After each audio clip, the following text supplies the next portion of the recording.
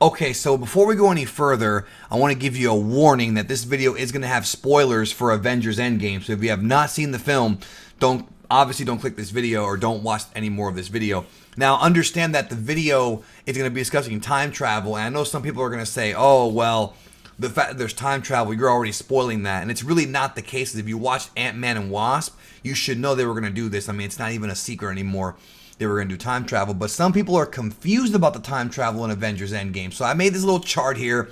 Took me like 5 minutes. I'm not going to put, fancy graphics or use a chalkboard like some other people have done, which I do respect. I just did it really simple for y'all because I want to explain how the time travel works in Avengers Endgame and the split timelines that were created from this. Also, the possible plot hole involving Captain America. So, again, I already gave you a spoiler warning. Let's get right into it. So the Ancient One explains to Hulk, because Hulk also kind of hinted at this, but it's explained more by the Ancient One when they went back to 2012, that if you affect the past, when you go back in time, it's not going to alter your timeline like in other time travel movies like Back to the Future, the whole grandfather clock or the grandfather paradox. You can't go back and kill your grandfather because then he can't create you, so you can go back and kill him. That's essentially the simplified version of it. So instead, when you go back in time, what happens is you create an alternate split timeline. You create a different timeline.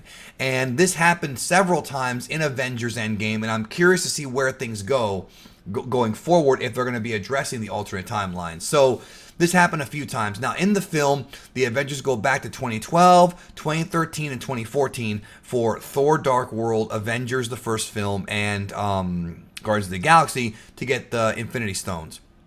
Now, when they go back to 2012, which is highlighted right here, which is the events of the Battle of New York and Avengers, when they go back in Endgame, things don't go the way they planned, and Loki ends up taking the Tesseract and disappearing. Now, after this happens, Captain America and Iron Man decide to go back to 1970 to get the Tesseract from the laboratory of S.H.I.E.L.D. where Hank Pym and Howard Stark were working at, because they decide not to chase after Loki. The problem is that Loki took the Tesseract, which did not happen in the original timeline. The main timeline on this chart from the MCU films is represented by this line right here. That's the main timeline. So when they went back to 2012, as you can see on your screen, and Loki took the Tesseract, then that creates a new split timeline where in that timeline, Loki has the Tesseract and we have no idea where he went or what he's doing. Now, there has been speculation that the Loki Disney Plus show that's been rumored for a while, it's supposed to be coming out in a couple years,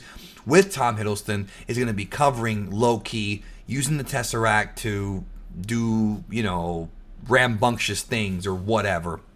So the Loki timeline may actually get examined in the future, because if you remember in the film, once Loki made off with the stones, or with the one stone, the cube, they didn't go after him at all. They went to 1970 to get another version of the Tesseract. So as it remains right now, because of those events, they created a new timeline where Loki has the Tesseract, and we don't know exactly what the events of that timeline are, but that's not the only alternate timeline that was created in this film.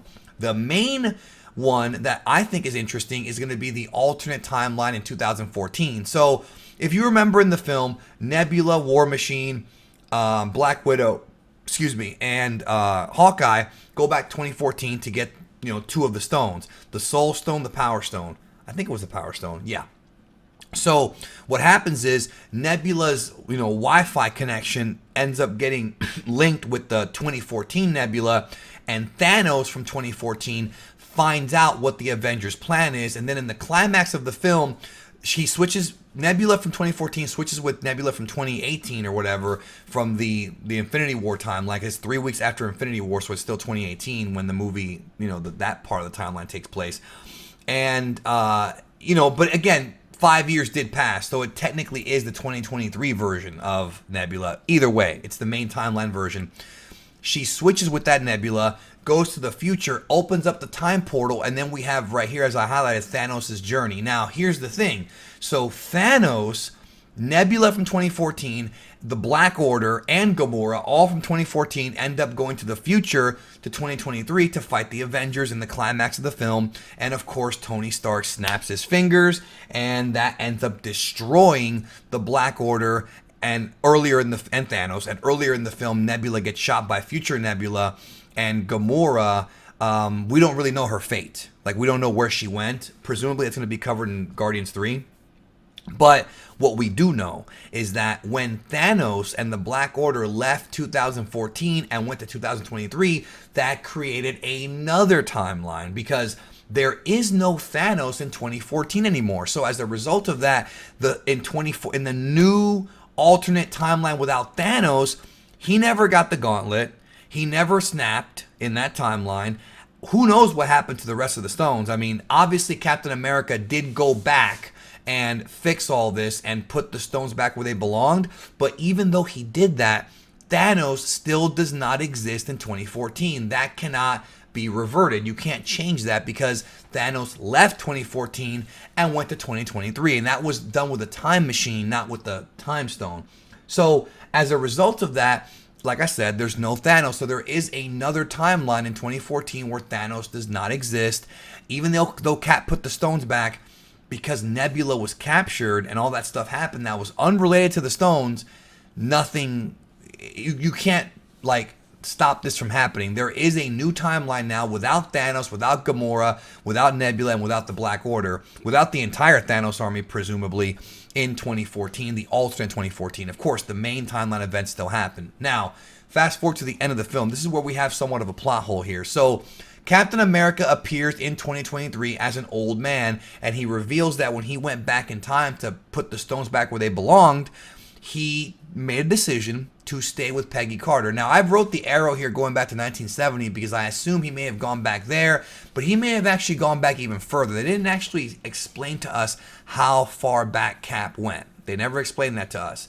But we know that he wound up dating and eventually marrying Peggy Carter. Now, the problem with this is that the fact that he married Peggy Carter immediately makes a new timeline. That's a brand new timeline, which I did not draw here in the chart, but it had to have, because if you remember, Peggy Carter died in Civil War, and her daughter ends up having a little thing with Cap, which is kind of weird, but that's what happened.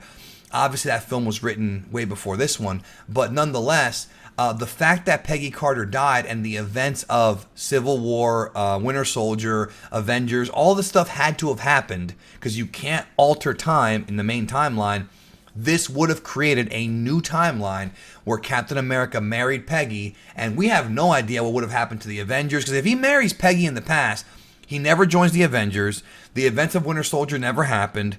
And I wonder, like, in that timeline, did Cap, like, tell S.H.I.E.L.D., like, hey, you know Hydra's infiltrated us, right? Like, I wonder if he actually got involved. But what doesn't make any sense is there is no way for Captain America to exist as an old man in 2023. It doesn't make any sense at all, unless the time device, and this could be what they explain, can allow you to go to different timelines. It could be that Cap showed up there as an old man and said, hey, I came to this timeline, just to give you the shield. You see what I'm saying? Like, just to give that back. I have doubts about that. I think it is a plot hole, because why would he show up there as an old man? Why couldn't he just go back, give him the shield, then go back to Peggy in the alternate timeline? See what I'm saying? That never made any sense to me. Because I feel like the way they were trying to approach the ending, even though it was a great ending, a happy ending, was that they were trying to explain that Captain America knew they were going to be there at that exact time, just like Back to the Future Part 2 with Doc and Marty in the rain, and he gave him the letter. It's the same idea. He knew that Hulk and Winter Soldier and Falcon were all going to be there, Bucky, they were all going to be there to give him the shield as an old man. He knew that.